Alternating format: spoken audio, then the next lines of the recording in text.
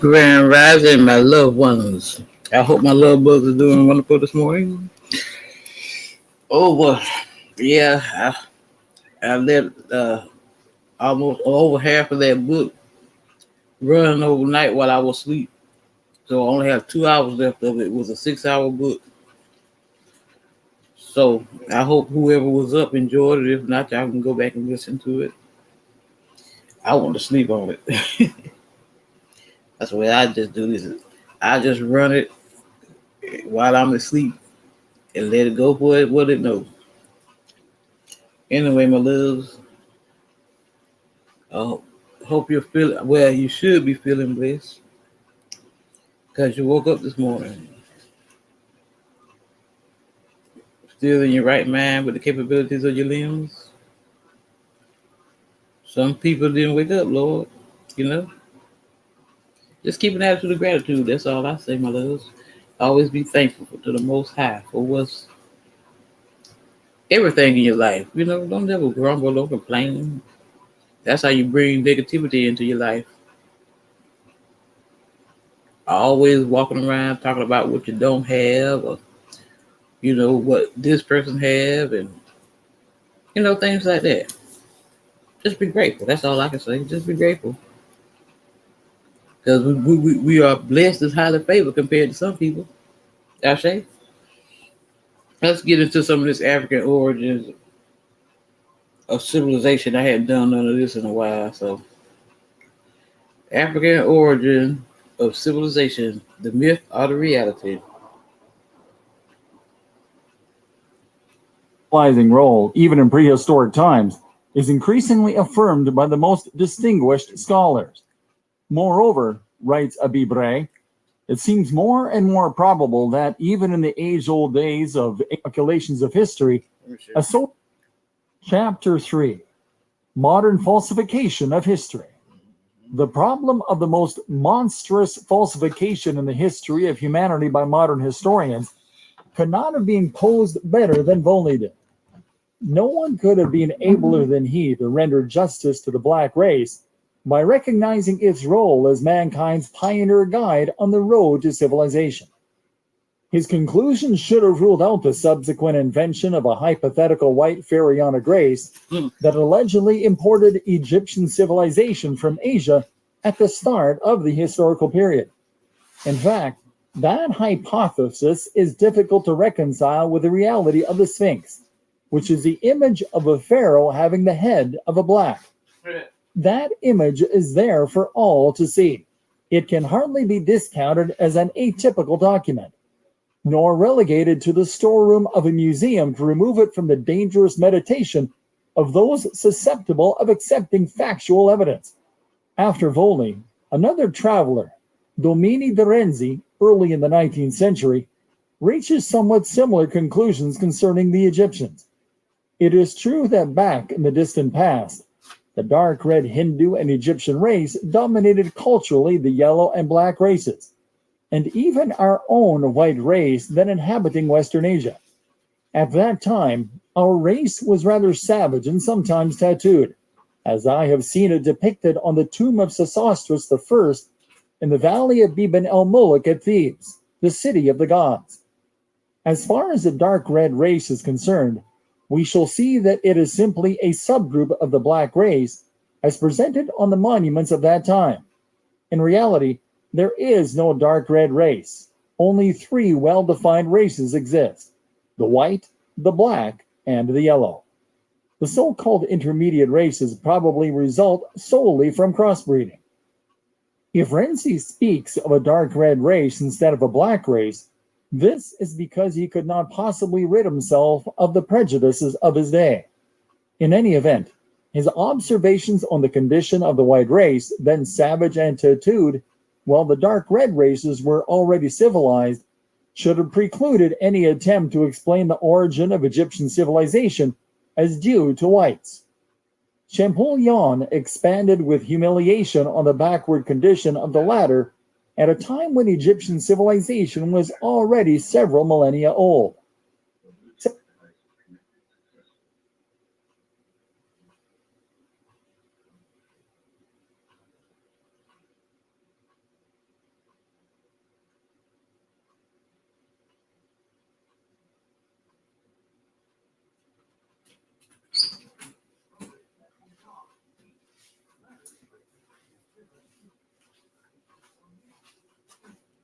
Hold on a second, Joe. I always have technical difficulties.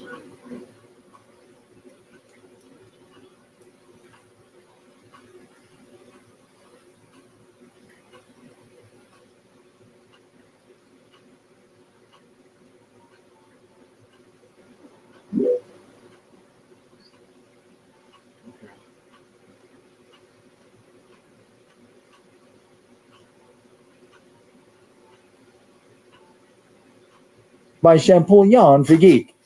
From then on, the wall of the hieroglyphics was breached, unveiling surprising riches in their most minute details. Egyptologists were dumbfounded with admiration for the past grandeur and perfection then discovered. They gradually recognized it as the most ancient civilization that had engendered all others. But imperialism being what it is, it became increasingly inadmissible to continue to accept the theory, evident until then, of a Negro Egypt. The birth of Egyptology was thus marked by the need to destroy the memory of a Negro Egypt at any cost and in all minds. Henceforth, the common denominator of all the theses of the Egyptologists, their close relationship and profound affinity, can be characterized as a desperate attempt to refute that opinion. Almost all Egyptologists stress its falsity as a matter of course. Usually, these attempted refutations take the following form. Unable to detect any contradiction in the formal statements of the ancients after an objective confrontation with total Egyptian reality, and consequently unable to disprove them, they either give them the silent treatment or reject them dogmatically and indignantly. They express regret that people as normal as the ancient Egyptians could have made so grievous an error, and thus create so many difficulties and delicate problems for modern specialists.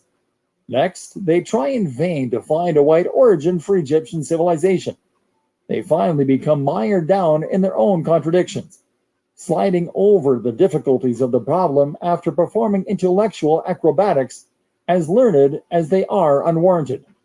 They then repeat the initial dogma, judging that they have demonstrated to all honorable folk the white origin of Egyptian civilization. It is the whole body of these theses that I propose to expose one after the other. In the interest of objectivity, I feel compelled to examine each point of view thoroughly, so as to be fair to the author involved and to enable the reader to become directly familiar with whatever contradictions and other facts I may point out. Let us start with the oldest of these theses, that of Champollion the Younger, set forth in the 13th letter to his brother. It concerns bas-reliefs on the tomb of Sesostris I, also visited by Renzi. These date back to the 16th century BC, 18th dynasty, and represent the races of men known to the Egyptians. This monument is the oldest complete ethnological document available. Here is what Champollion says about it. Right in the valley of Biban el-Moluk, we admired, like all previous visitors, the astonishing freshness of the paintings and the fine sculptures on several tombs. I had a copy made of the peoples represented on the bas-reliefs. At first I had thought from copies of these bas-reliefs published in England that these peoples of different races led by the god Horus holding his shepherd's staff were indeed nations subject to the rule of the pharaohs. A study of the legends informed me that this tableau has a more general meaning. It portrays the third hour of the day, when the sun is beginning to turn on its burning rays, warming all the inhabited countries of our hemisphere. According to the legend itself, they wish to represent the inhabitants of Egypt and those of foreign lands. Thus, we have before our eyes the image of the various races of men known to the Egyptians, and we learn at the same time the great geographical or ethnographical divisions established during that early epoch. Men led by Horus, the shepherd of the peoples, belong to four distinct families. The first, the one closest to the god, has a dark red color, a well-proportioned body, kind face, nose slightly aquiline, long braided hair, and is dressed in white. The legends designate this species as Rat-en-Ne Rom, the race of men par excellence, i.e., the Egyptians.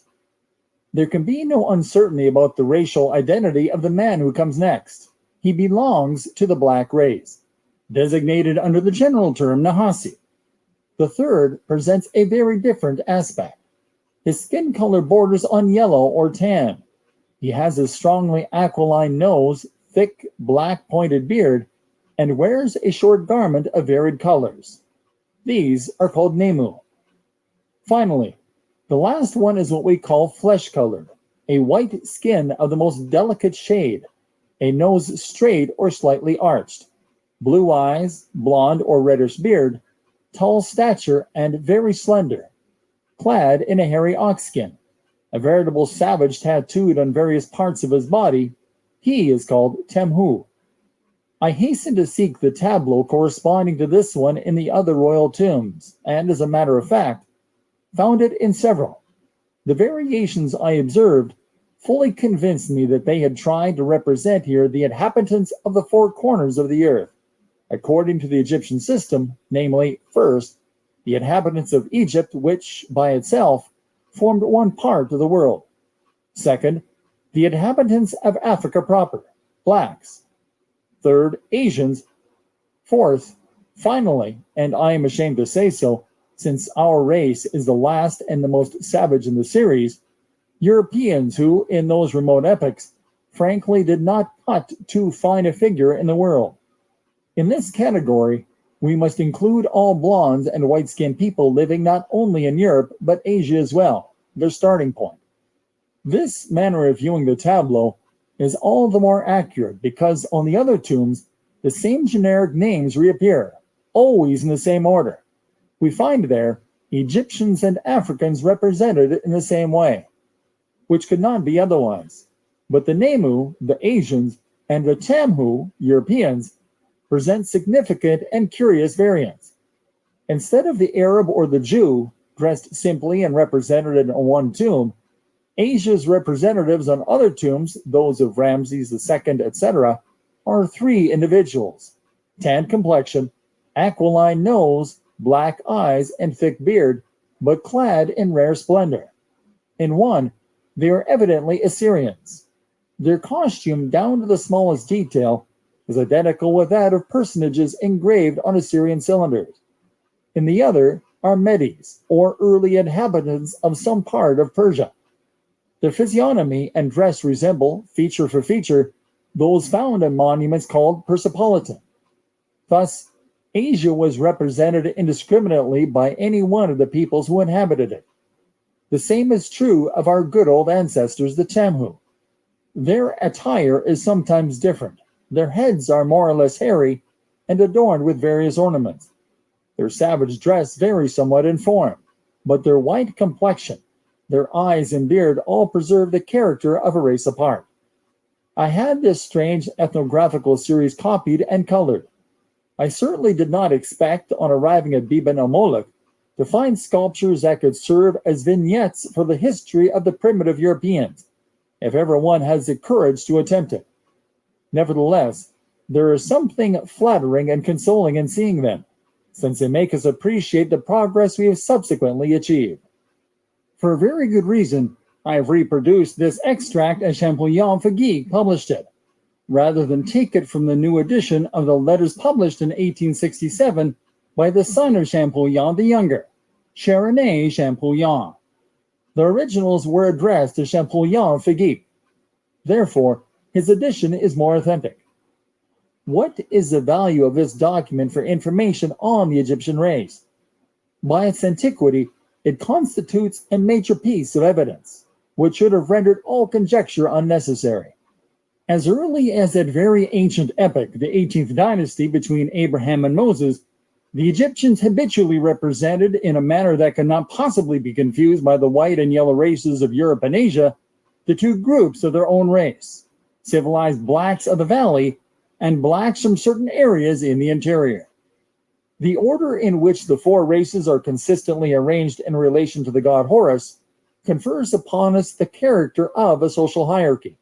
As Champollion finally recognized, it also brushes aside any idea of a conventional portrayal that might blur the two distinct levels and place Horus on the same plane as the personages, whereas in reality, he should rightfully be in front of them all. It is typical for the Egyptians to be represented in a color officially called dark red. Scientifically speaking, there really is no dark red race. The term was launched only to create confusion. There is no really black man in the exact sense of the word. The Negro's color in actual fact verges on brown, but it is impossible to apply an exact descriptive term to it, the more so because it varies from region to region. Thus, it has been noted that blacks in limestone areas are lighter than those elsewhere. Consequently, it is very hard to capture the Negro's color in painting, and one settles for approximations.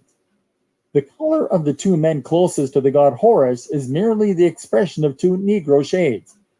If today a Wolof portrayed a Bambara, a Mosi, a Yoruba, a Takuye, a Fang, a Mengbichu, or a Bal, he would need as many, if not more, hues than there are on the two blacks of the bas relief. Would not the Wolof, Bambara, Mosi, Yoruba, Takuye, Fang, Mengbichu, and Bal still be Negroes? This is how the color difference between the first two men on the bas reliefs should be interpreted. On Egyptian bas reliefs, it is impossible to find a single painting which depicts Egyptians in a color different from those of such Negro peoples as the Bambara, Agni, Yoruba, Mosi, Fang, Batutsi, Takuye, etc. If Egyptians were white, then all these forementioned Negro peoples and so many others in Africa are also whites. Thus, we reach the absurd conclusion that blacks are basically whites. On these numerous bas reliefs, we see that under the 18th dynasty, all the specimens of the white race were placed behind the blacks, in particular the blonde beast of Gobineau and the Nazis, a tattooed savage dressed in animal skin, instead of being at the start of all civilization, was still essentially untouched by it and occupied the last echelon of humanity. Champollion's conclusion is typical. After stating that these sculptures can serve as vignettes for the history of the early inhabitants of Europe, he adds, if ever one has the courage to attempt it. Finally, after those comments, he presents his opinion on the Egyptian race.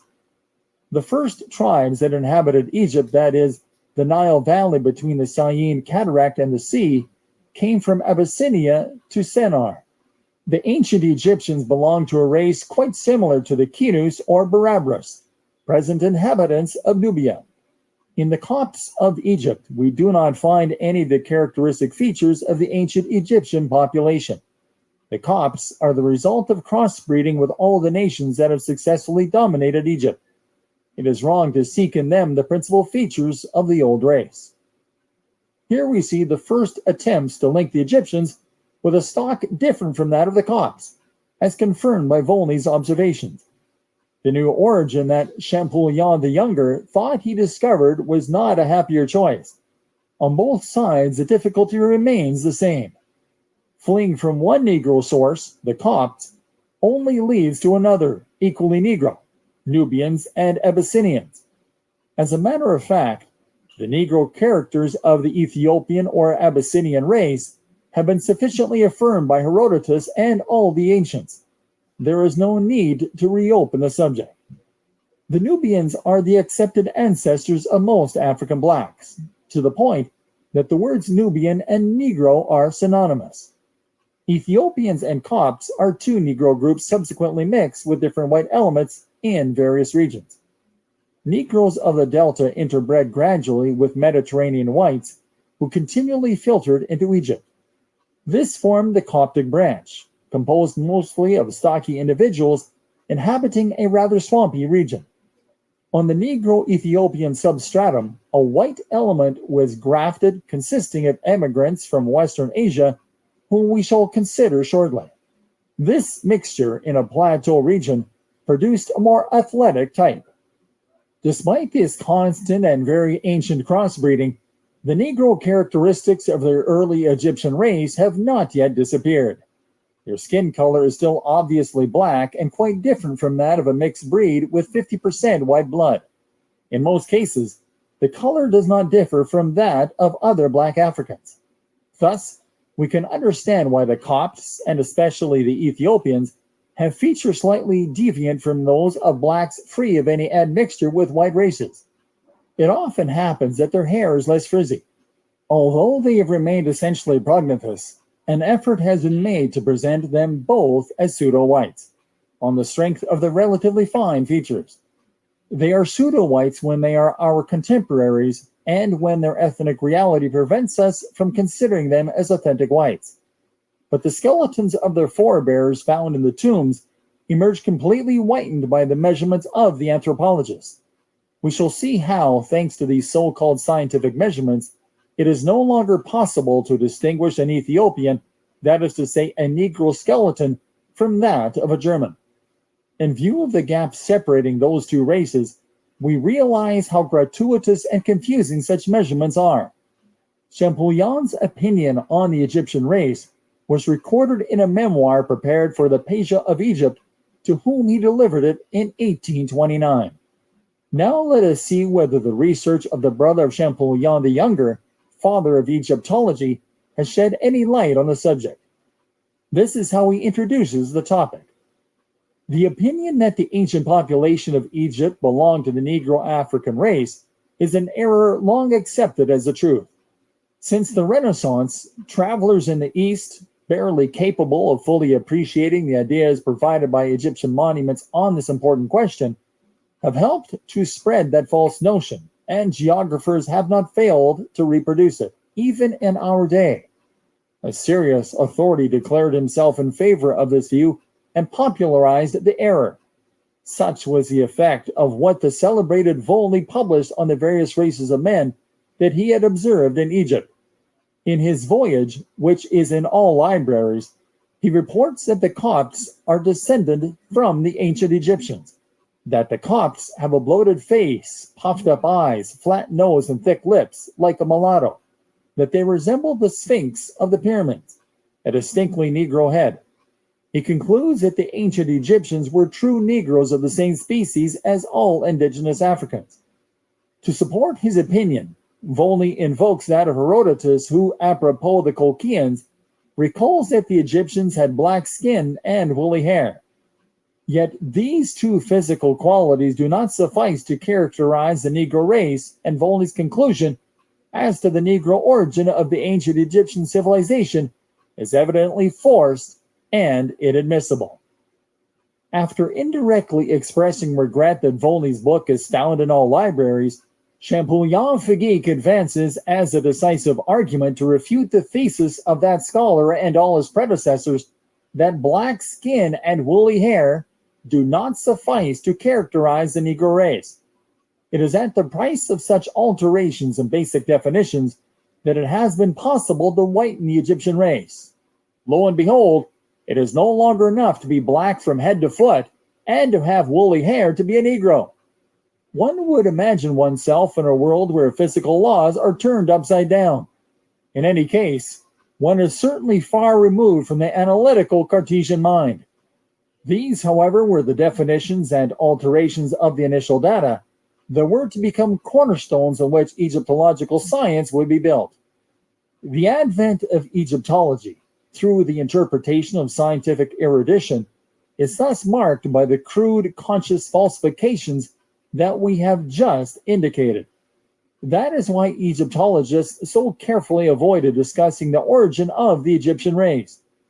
To treat this question today, we have been obliged to unearth old texts by authors once famous, but later almost anonymous. Champollion's alterations show how hard it is to prove the contrary of reality and still remain intelligible. Where we were expecting a logical, objective refutation, we meet the typical word inadmissible, which is hardly synonymous with demonstration. Champollion-Figuique continues, "It is recognized today that the inhabitants of Africa belong to three races, quite distinct from each other for all time. First, Negroes proper in Central and West Africa. Second, Kaffirs on the East Coast, who have a less obtuse facial angle than blacks and a high nose, but thick lips and woolly hair. Third, Moors, similar in stature, physiognomy, and hair to the best formed nations of Europe and Western Asia, and differing only in skin color, which is tanned by the climate. The ancient population of Egypt belonged to this latter race, that is, to the white race. To be convinced of this, we need only examine the human figures representing Egyptians on the monuments, and above all the great number of mummies that have been opened. Except for the color of the skin, blackened by the hot climate, they are the same men as those of Europe and Western Asia. Frizzy, woolly hair is a true characteristic of the Negro race. The Egyptians, however, had long hair, identical with that of the white race of the West. Let us analyze Champollion Fagic's statements point by point. Contrary to his opinion, the Kafirs did not constitute a race. The word Kafir comes from an Arab word meaning pagan, the opposite of Muslim. When the Arabs entered Africa via Zanzibar, this was the word that designated the populations they found there, who practiced a religion different from their own. As for the Moors, they descend directly from post-Islamic invaders, who, starting from Yemen, conquered Egypt, North Africa, and Spain between the 7th and 15th centuries. From Spain, they fell back on Africa. Thus, the Moors are basically Arab Muslims whose installation in Africa is quite recent. Numerous manuscripts preserved by the principal Moorish families in Mauritania today, manuscripts in which their genealogy is minutely traced since their departure from Yemen, testify to their origin. Moors are therefore a branch of those whom it is customary to call Semites. What will be said about the Semites later in this volume will dispel any possibility of making them the creators of Egyptian civilization. Like the Berbers, the Moors are hostile to sculpture, whereas Egyptian culture attaches great importance to that artistic manifestation. In the same chapter, the racial admixture of the Semite will be stressed. To this, rather than to climate, the color of the Moors should be attributed. Moreover, whether it be a question of mummies or living persons, there is no possible comparison between the skin color of the Moors, even tanned by the sun, and the black, Negro complexion of the Egyptians. Yet to convince us, Champollion asks us to examine the human figures representing Egyptians on the monuments. The whole reality of Egyptian art contradicts him. Apparently, he paid little attention to Volney's typical remarks about the Sphinx, although he has just referred to them. On the strength of these same illustrations of which he speaks, we can say that in general, contrary to Champollion Fagic, as one proceeds from means to the end of the Egyptian empire, and from the common people to the pharaoh, passing in review the dignitaries of the court and the high officials, it is impossible to find and still keep a straight face a single representative of the white race or of the Semitic race. It is impossible to find anyone there except Negroes of the same species as all indigenous Africans. The illustrations in this volume reproduce a series of monuments representing the various social strata of the Egyptian population, including especially the pharaohs. And they forcibly lead us to note, strangely enough, that Egyptian art is often more Negro than Negro art proper. On examining these pictures, contrasting them one with the other, we wonder how they could possibly inspire the notion of a white Egyptian race. Finally, after stating that black skin and woolly hair do not suffice to characterize the Negro race, Champollion Fagic contradicts himself 36 lines later by writing, "Frizzy woolly hair is a true characteristic of the Negro race." He goes so far as to say that the Egyptians had long hair, and that consequently they belonged to the white race. It would appear from that text that the Egyptians were whites with black skin and long hair. Though we may be unaware of the existence of such whites, we can try to see how the author reached that conclusion. What has been said about Ethiopians and Copts shows that their hair may be less frizzy than that of other Negroes. Moreover, a black, completely black race with long hair exists. The Dravidians considered Negroes in India and whites in Africa. On the monuments, the Egyptians are portrayed with artificial coiffures identical with those worn everywhere in Black Africa.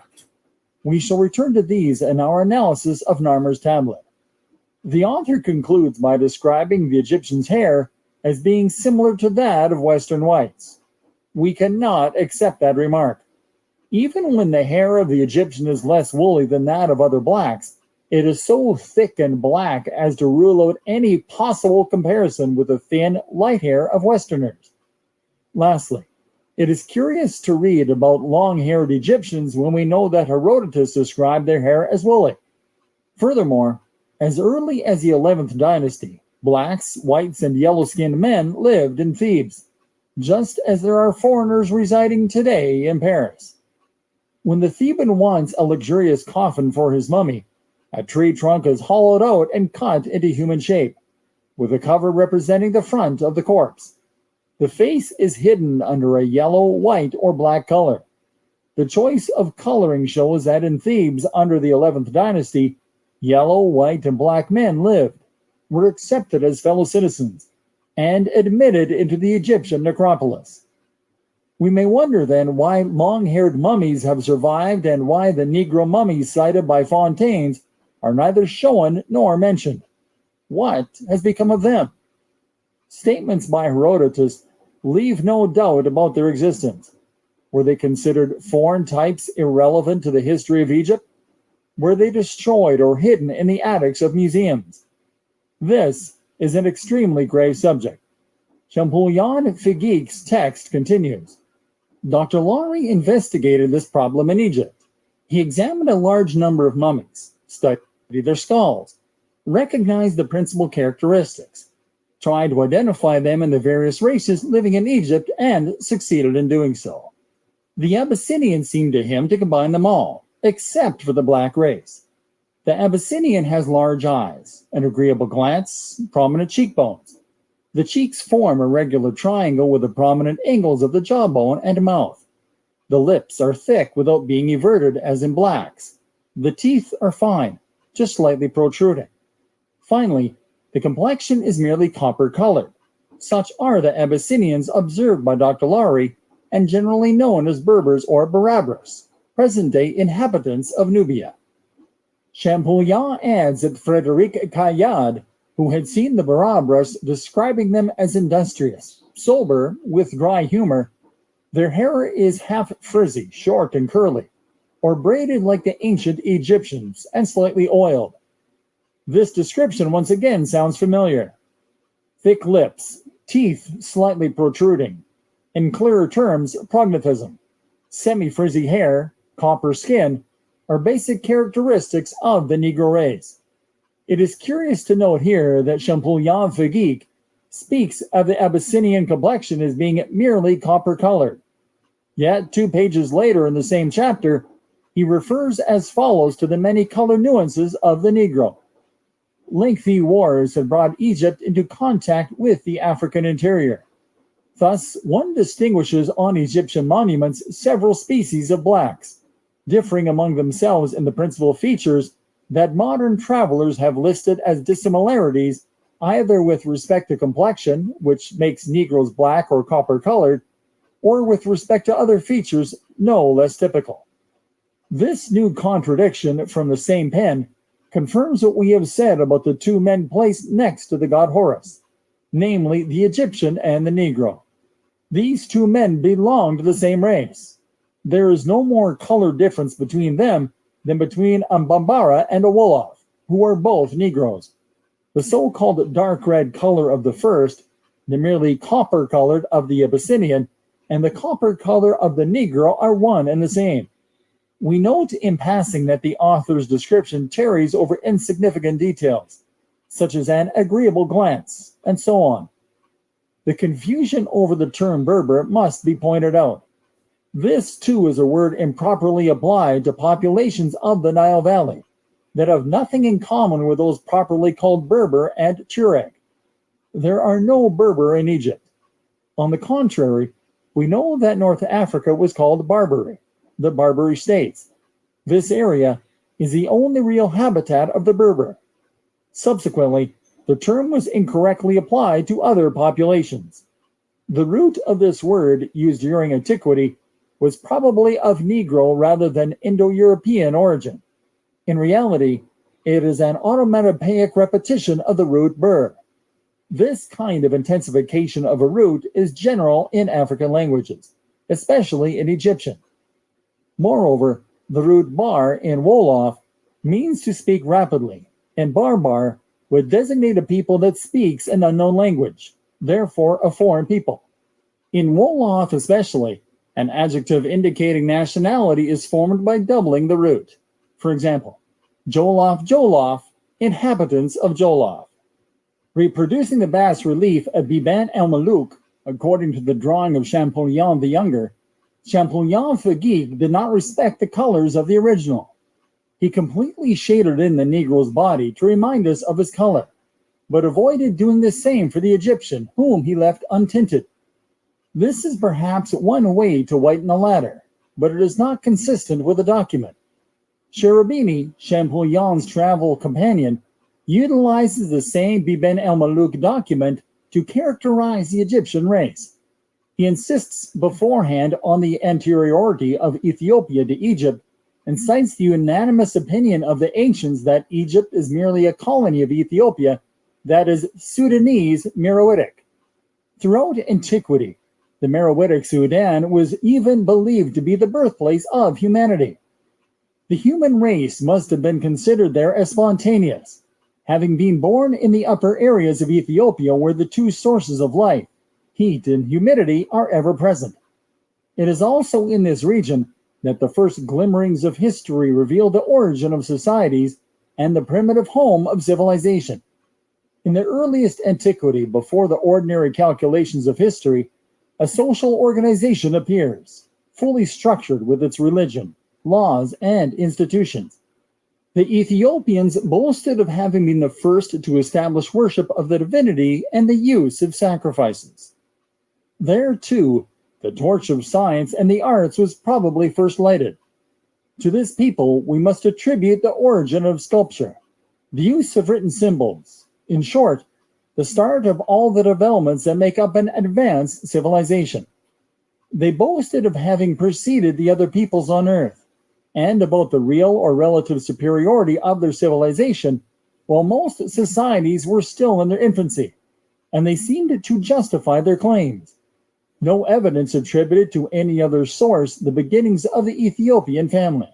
On the contrary, a combination of very important facts tended to assign it a purely local origin at an early date.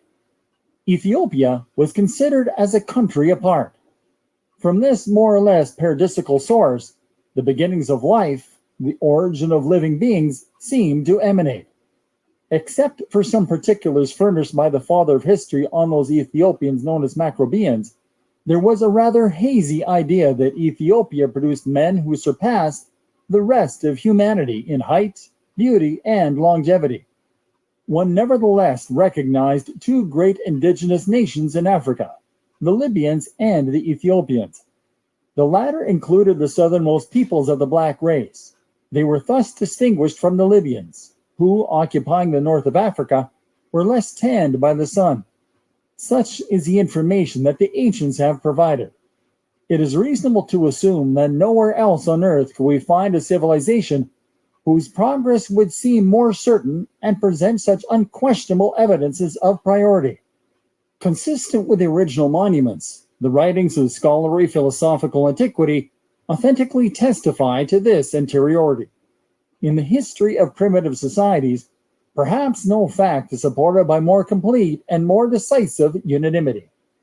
Once again, modern reminds us that the ancients, the very scientists and philosophers who have transmitted present-day civilization to us, from Herodotus to Diodorus, from Greece to Rome, unanimously recognize that they borrowed that civilization from blacks on the banks of the Nile, Ethiopians or Egyptians. This text clearly indicates that the ancients never questioned the Negro's role as an initiator of civilization. Yet Cherubini nonetheless interprets the facts as he wishes. On the strength of the Biban el Malouk bas-relief, after Champollion the Younger and Champollion Fagig, he supplies no new element concerning the Egyptian race, except the wrong interpretation of its complexion. He reports that if the Rot en Ne Rome, man par excellence, is depicted in a reddish-brown color, it is in order that he may be distinguished from the rest of mankind. Thus it is a purely conventional choice. In this classification of men of antiquity that they themselves have bequeathed to us, we see the African population of the Nile Valley constituting by itself alone one of the four divisions of humanity, and invariably occupying the first rank next to the god. This order is observed in several other places, and does not appear to be due to chance. To make the distance separating them from other men more readily discernible, they attributed to themselves, as well as to the god incarnate in human form, a reddish-brown color, perhaps a bit exaggerated or even somewhat conventional, which left no doubt about the originality of their race. They characterized it, moreover, on the monuments of their ancient civilization, by special features which would disclose an unquestionable African origin. The reddish-brown color that Champollion called dark red, and which is quite simply Negro-colored, could not be a conventional color as Cherubini suggests. If it were, it would be the only conventional color on that bas-relief, whereas all the others are natural. There is no doubt about the reality of the white clothes worn by the first man, or the flesh-colored bordering on yellow complexion or tanned tint of the third, or the white skin of the most delicate shade, the blonde beard and eyes of the fourth. Among so many natural colors, why should only one be conventional? Even less understandable is that it should be a Negro color rather than any other. According to Cherubini, the Egyptians carried their classification, or more precisely, their racial pride, so far as to establish the most clear-cut distinction between themselves and their native African neighbors, such as the Negro populations with whom they were loath to be confused, and whom they placed in a separate category. The Egyptians went even further and represented their god in a Negro color, i.e. in their own image, coal black. The idea of anything conventional is thus to be rejected purely and simply. So, after Champollion for geek, it is Cherubini who sees the same Bibin el-Muluk document through blinkers. In this connection, we may appropriately repeat what was said earlier. By running away from the evidence of a Negro origin, the specialists fall into improbabilities and dead-end contradictions. Only such blindness can explain how Cherubini found it reasonable to resort to a conventional representation which contradicts his own opinion on the Egyptians and which they, too, would have found inadmissible. The author invokes the bas-reliefs of the Abu Simbel Temple, Lower Nubia, where prisoners captured by Sesostris after an expedition toward the south are portrayed. Cherubini reproduces these in an attempt to demonstrate that Egyptians and blacks belonged to two different races. We see King Sesostris returning from an expedition against these southerners. Several captives precede his chariot. Farther on, the monarch offers the local gods two groups of prisoners evidently belonging to these savage tribes, an offering consecrated to the powerful protectors of civilization, who have smiled on the punishment of its enemies. These men, roped together almost stark naked, except for a panther skin about their loins, are distinguished by their color, some entirely black, others dark brown. The long facial angle, the top of the head quite flat, the combination of coarse features and a generally frail body characterize a special type, a race on the lowest rung of the human ladder. The hideous grimaces and contortions that contract the faces and limbs of these men reveal savage habits.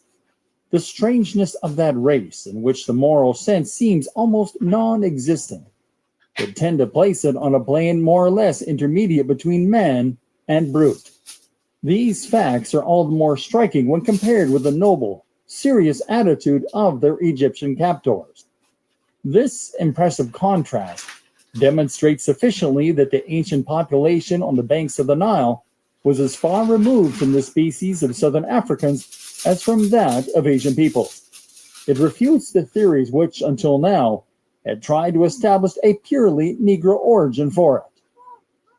Disregarding Cherubini's pejorative epithets, let us try to see how the prisoners he describes differ ethnically from the Egyptian.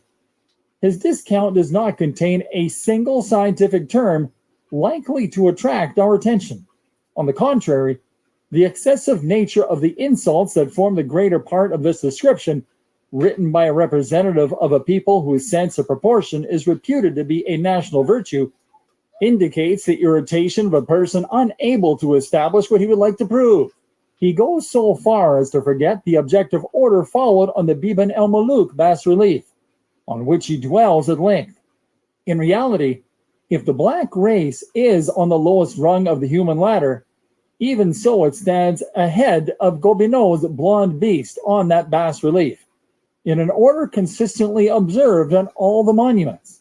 On which rung, then, would the ladder be placed? We reproduce here the drawing that Cherubini is discussing. How would one recognize on the faces any evidence of moral degradation? How do these features differ from those of the Egyptian? Cherubini himself tells us that the complexion is sometimes dark brown, in other words, the same reddish-brown hue of the Egyptians on the monuments. Clearly, the one valid ethnic trait he cites is common to both races.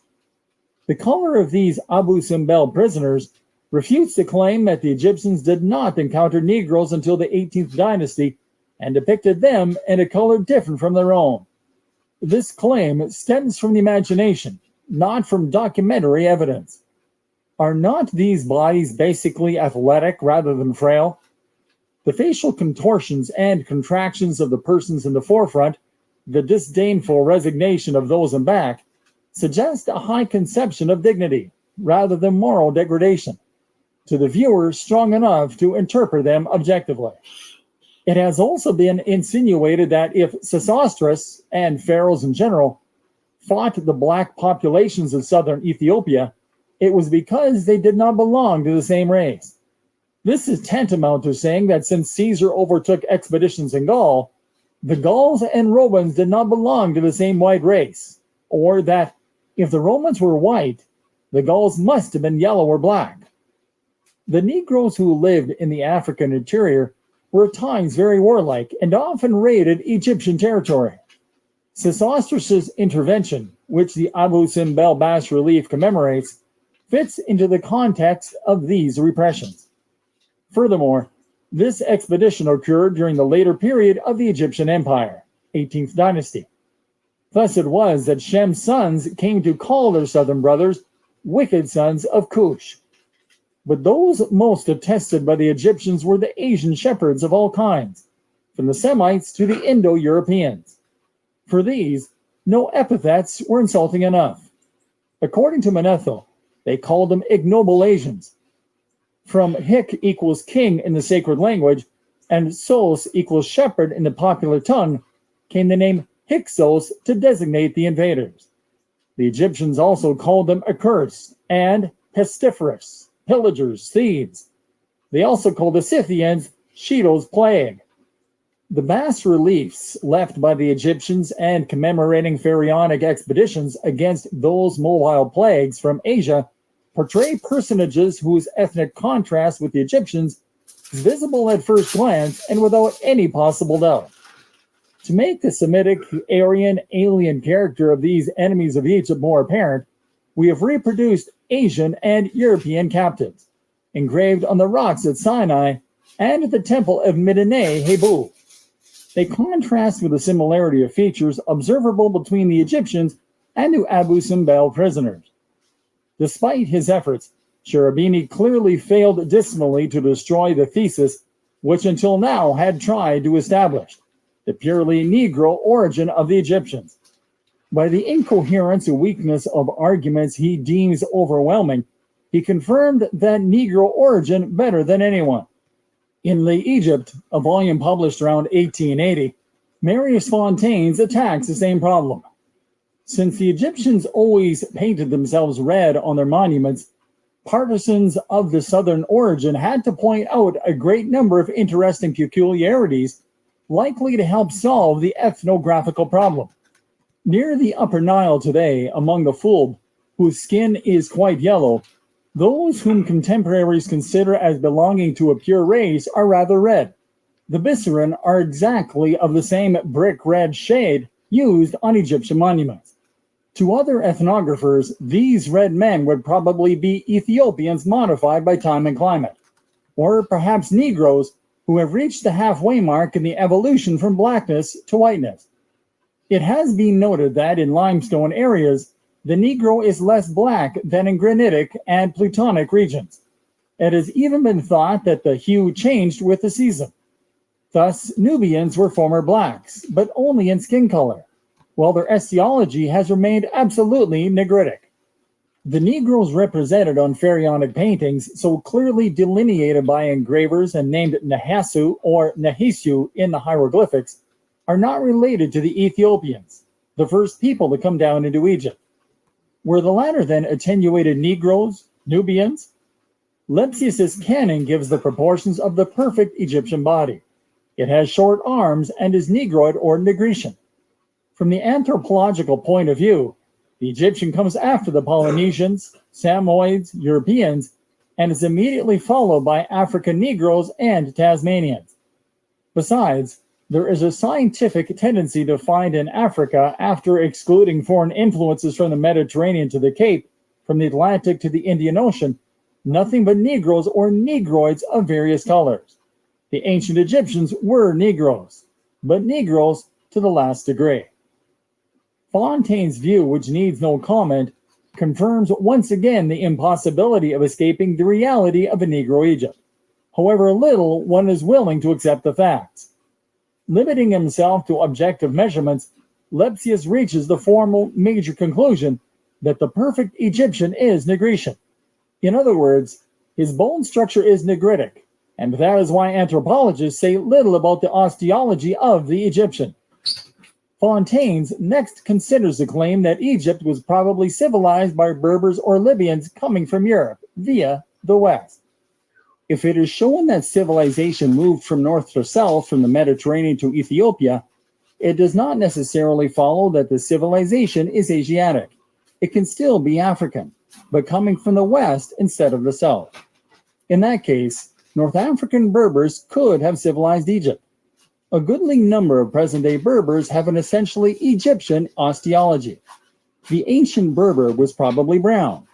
It is to the influence of the European race, to the immigration of the men of the north, that we should attribute this description of the Tamhu, Libyans of the 19th dynasty, with pale face, white or russet, and blue eyes. These whites, hired as mercenaries by the pharaohs, strongly hybridized the Egyptian and also the Libyan. It is therefore necessary to disregard this and go back to the brown Libyan, the true Berber, to find the people who probably civilized ancient Egypt. This is a difficult task, for the African Berber has become increasingly rare in Algeria. In Egypt, the Berber type is too mixed. According to this theory, the African Berber from the west, the brown Libyan, settled in the valley of the New Nile, but almost immediately or shortly afterwards, an invasion of Europeans hybridized the North African Libyan. This Libyan mixed blood with white skin and blue eyes may have modified the early Egyptian. By his European blood, this Egyptian could be related to the Indo-European race and to the Aryan. This thesis is the masterpiece of explanations based on pure imagination. It rests solely on emotion. I have cited it only for its ingenuity and determination to succeed at any cost in demonstrating that somehow or other the Egyptians had something Aryan about them. Aryan was the key word he had to reach. I have quoted the passage because, contrary to the previous theories, it is explicit. It is the fruit of unwarranted suppositions by specialists convinced that everything valuable in life can come only from their race, and that if we look carefully, we are sure to be able to prove it. An explanation is not complete until it attains that objective. From then on, it matters little whether the demonstration is supported by facts. It is self-sufficient. Its valid criterion merges with its aim. We have already referred to the confused ideas about the Berber, so there is no need to return to that subject. The brown Libyan, the true Berber, prototype of the white race, is as real as the sirens. Moreover, if one sticks to the archaeological documents, North Africa has never been the starting point of a civilization. It began to count in history only with the Phoenician colony of Carthage. when Egyptian civilization was already several millennia old. If the Egyptian civilization had come from the south of Europe, as Maspero assumes, and if it had slipped into the valley via the west or southwest to introduce elements of civilization, we cannot understand why it should not have left traces in its birthplace or along its route. It is difficult to perceive how this white race, propagator of culture, could have left Europe a melee so conducive to the development of civilization without having created it, how it crossed the rich plains of Tel and the enormous expanse that separates North Africa from Egypt, before that expanse became a desert, or why it would have crossed the swampy, unhealthy region of Lower Egypt, spanned the Nubian desert, climbed to the high plateaus of Ethiopia, traversed thousands and thousands of miles to create civilization on some caprice in so remote an area, so that the civilization might later return slowly down the Nile. Assuming this to be the case, how can we explain that a fraction of that race which stayed at home in an environment so favorable to the flowering of a civilization remained unpolished until the centuries just preceding the Christian era?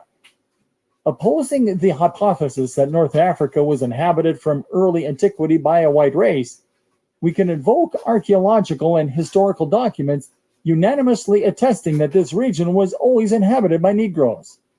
Furon tells us that at the end of the Paleolithic, in the province of Constantine, Algeria, 5 layers of fossilized men were found. Among these, several Negroids presenting affinities with the Nubians of Upper Egypt are mentioned. During the historical epoch, Latin documents testify to the existence of blacks throughout North Africa. Latin historians have given us information on the population, mostly names which mean little to us. We should remember that at least a sizable Negro population existed, Herodotus's Ethiopians, whose descendants were probably the Haritans of the Moroccan Upper Atlas. This last quotation proves that even now, there are blacks in the area. The only prehistoric civilization which radiated from there, even in Egypt, was probably due to blacks. During that time, in Africa and the Orient, which are untouched by the Solutrean and Magdalenian or Ignatian Negroids, are directly continued by a civilization called Capsian, the center of which seems to have been Tunisia. From there, it probably reached the rest of North Africa, Spain, Sicily, and southern Italy on the one hand, competing with Caucasians and Mongoloids for the Mediterranean basin. On the other hand, Libya, Egypt, and Palestine. In short, its influence was felt to some extent in the Sahara, Central Africa, and even South Africa. This Capsian civilization leads to an artistic flowering comparable in its cave drawing to what the Magdalenian attained in Europe. But Capsian art tends to abstraction, to that schematic stylization of figures, which was perhaps to become the origin of writing. True enough, everyone does not agree on the date of those drawings found in numerous places in the Sahara and even in Hagar, Algeria. Some view them as the expression of a Capsian civilization, while others attribute them to a later period in the Neolithic. The appearance of the ram holding a disc or a sphere between his horns would link the Saharan civilization to pre-dynastic Egyptian cults. This is Amon, the ram god, whom we see created in the Sahara, then inhabited by shepherds leading their sheep and oxen to pasture where today there is only a desert. The examination of the documents therefore testifies as early as prehistoric times to the presence of a Negro civilization on the very spot claimed as a starting point of Egyptian civilization. Previously, in the Capsian and Magdalenian, the facts noted would reveal instead an invasion of Eurasia by blacks who supposedly conquered the world. So it is that Demelin de Laplante writes, referring to the beginning of the Pleistocene, a migration of Hottentot type Negroes then leaving South and Central Africa probably submerged North Africa, Algeria, Tunisia, Egypt, and forcibly brought a new civilization, the Aurignacian, to Mediterranean Europe. These Bushmen were the first to engrave rough drawings on rocks and to carve limestone figurines representing monstrously fat pregnant women. Was it to these Africans that the inner Mediterranean basin owed the cult of fertility and the maternity goddess? This hypothesis of an invasion by Negro Africans on both shores of the Mediterranean clashes, however, with several objections. Why, fleeing the sun, would these men have come to seek the cold? If we accept the assumption of a migration from Africa, it is not surprising to find Aurignacian tools in France, Italy, and Spain. But the presence of these tools in Bohemia, Germany, and Poland makes the hypothesis more fragile. Finally, Aurignacian tools exist in Java, Siberia, and China. Either the blacks had conquered the world, or we would have to assume that there were cultural exchanges between the different peoples on the planet.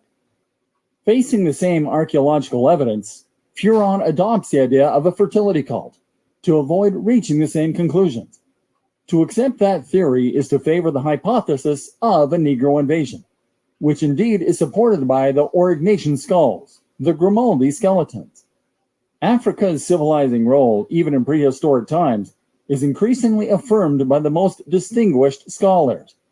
Moreover, writes Abibre, it seems more and more probable that even in the age-old days of ancient pebble tools, Africa not only knew stages of primitive civilization comparable to those of Europe and Asia Minor, but was perhaps the source of several such civilizations, whose swarms conquered those classic lands toward the north. The opinion of that great scholar goes even further. It seems increasingly evident that humanity was born in Africa. In fact, the most important stock of human bones found up to now has been in South Africa. Although not the most extensively excavated location, it is the only place in the world where the bones found allow us to reconstitute the genealogical tree of mankind uninterruptedly from its beginnings until today. Although it is not in the field of archaeology, I shall first speak about the problem of the origin of the human type. Thanks to the finds of Dr. Raymond Dart in Tong and Makapan, and to those of Dr. Robert Broom in Sterkfontein, Kromdraai, and Swartkrans, great progress has been made in that country. Before man, two-legged anthropoids of many forms were there, but increasingly developed Humanian traits, so much so that we can begin to believe that the human type was created there. The attention of all the specialists is more and more attracted to these magnificent discoveries, which multiply almost every month. Practically everyone agrees that until the fourth glacial epoch, flat-nosed Negroids were the only humans. A South African scientist has recently declared that the first men were black, strongly pigmented, according to the proofs at his disposal. It was probably not until the fourth glaciation, which lasted 100,000 years, that the differentiation of the Negroid race into distinct races occurred, following a long period of adaptation by the fraction isolated and imprisoned by the ice, narrowing of the nostrils, depigmentation of the skin, and of the pupils of the eyes. A single fact then remains vouched for by the documents in the Libyan thesis, Aryan cited by Fontaines, that is, the utilization of whites, blue-eyed, tattooed blondes as mercenaries by the Negro pharaohs. Those tribes called Libyans were savage hordes in the western part of the Delta, where their presence historically is not recognized until the 18th dynasty. The Egyptians, who always considered them as veritable savages, took care not to be confused with them. At most, please like, share, subscribe.